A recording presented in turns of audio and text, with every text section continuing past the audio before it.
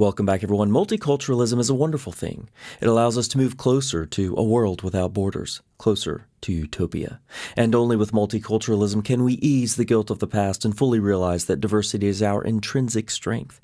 And since everyone thinks like us and has the same values, there's no need to worry about what other cultures bring in, even those cultures shaped by Islamic ideology.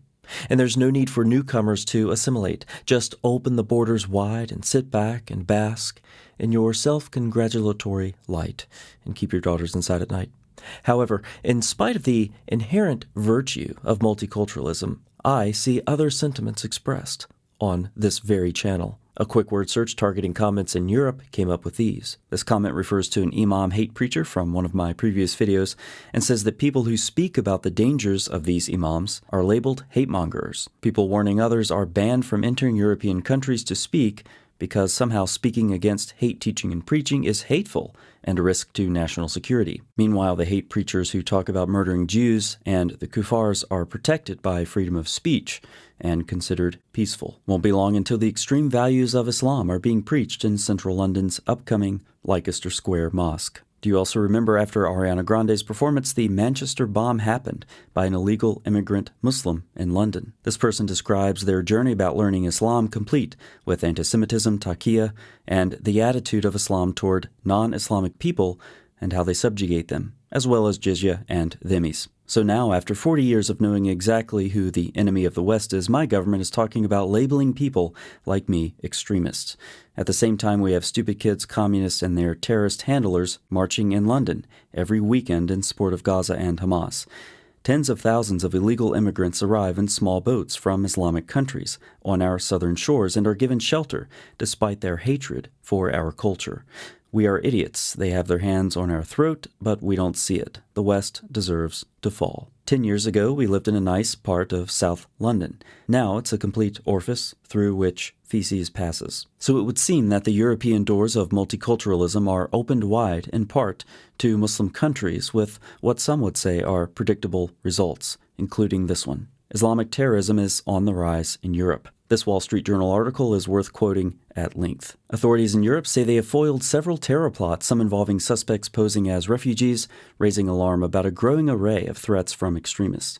In one previously unreported investigation last December, police in Austria and Bosnia arrested two separate groups of Afghan and Syrian refugees who carried arms and ammunition, including Kalashnikov assault rifles and pistols. Investigators found pictures of Jewish and Israeli targets in Europe on some of the suspects' mobile phones, which they suggested were motivated by Israel's war against Hamas in Gaza.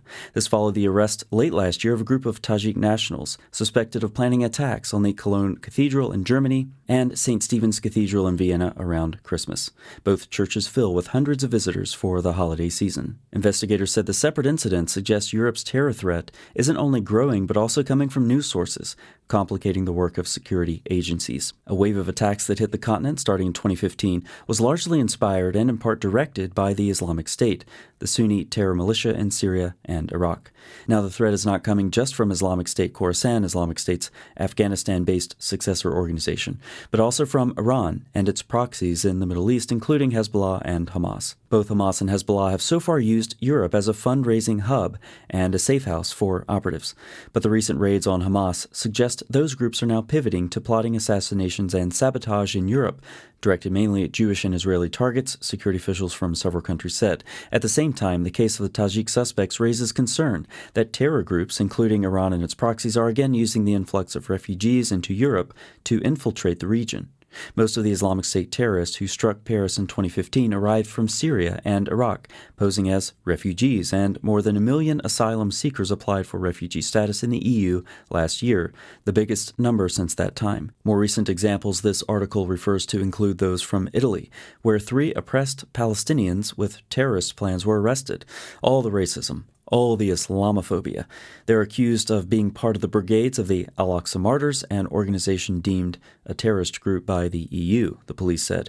Their activities included planning attacks, including suicide attacks, against civilian and military targets abroad. There is another kind of terrorism at work as well. Let's return to the comments section. You forgot to mention the Islamic grooming gangs in the UK who have been gang raping vulnerable British girls, many underaged, since the beginning 1970s. it's still going on. Some women later in life spoke about their horrible experiences. They were taken into council houses, saw Muslim men praying, and then were taken into adjacent rooms to be raped by several men and afterwards forced into prostitution. Some of these Muslims told the girls this happened to them because they are not Muslim. The British government knows about this, but acted out of fear for race riots. A gang of groomers were caught, and 3 of them were put in jail. Short sentences. When the UK wanted to expel 2 of them, their lawyers and leftist NGOs stepped in and sabotaged everything.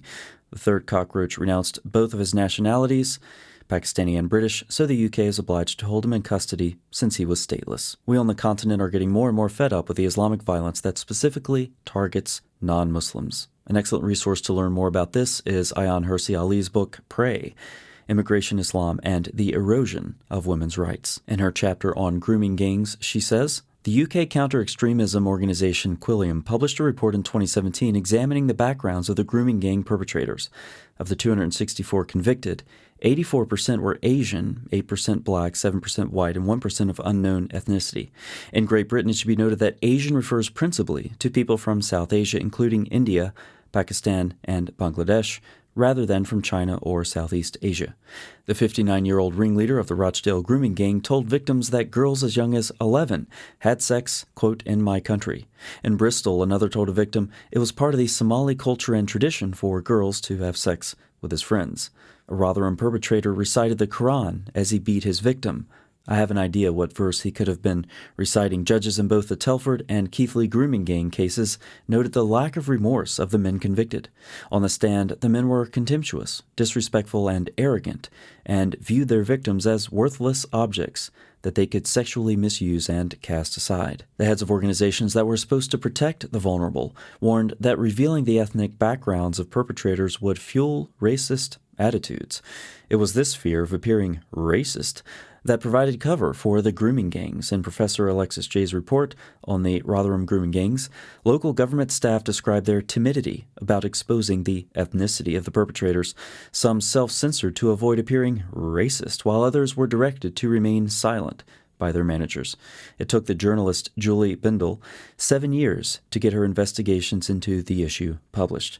Editor after editor told me that they were concerned that people would consider it Islamophobic if they were to draw attention to the subject, she said in 2018. The case of the British grooming gangs also illustrates the persistence of misogynistic attitudes in immigrant Muslim communities. One member of a Newcastle grooming gang told a female ticket inspector, all white women are only good for one thing, for men like me to F and use like trash. Why talk about grooming gangs in a video on Islamic terrorism? Well, given the brutality and objectives of Muslim grooming gangs, I think it's appropriate to classify them, perhaps unconventionally, under the broader umbrella of Islamic terrorism, clearly on the rise in Europe.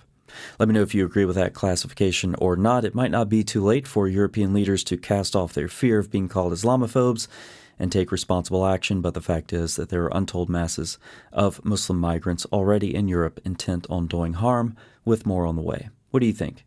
Is it too late for Europe? Let me know in the comments section. Thanks so much for watching. I'll see you next time.